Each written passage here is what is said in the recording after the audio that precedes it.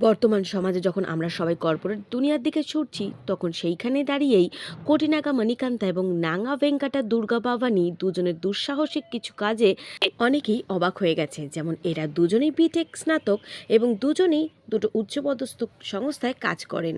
এই মতো অবস্থায় অন্ধ্রপ্রদেশ গুন্টুরের এই স্বামী স্ত্রী জুটি মিলে খামার ক্ষেত্রের জন্য বোর্ডরুমের ব্যবসা করছে। তাদের উদ্দেশ্য স্বাস্থ্যকর খাবার আর চাষিদের জন্য উপযুক্ত বাজার।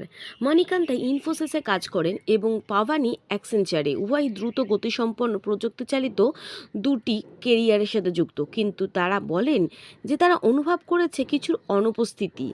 তারা বলেন আইটি সেক্টরের অনেক সহকর্মীকে ভালো বেতনের চাকরি করা সত্ত্বেও স্বাস্থ্য সংক্রান্ত সমস্যাগুলোর সাথে তারা দীর্ঘদিন লড়াই করতে দেখেছে। তাই সুস্থ জীবন যাপনের জন্য তারা কর্পোরেট দুনিয়াকে ছেড়ে খামারের ব্যবসায় যোগদান করে সকলকে চমকে দিয়ে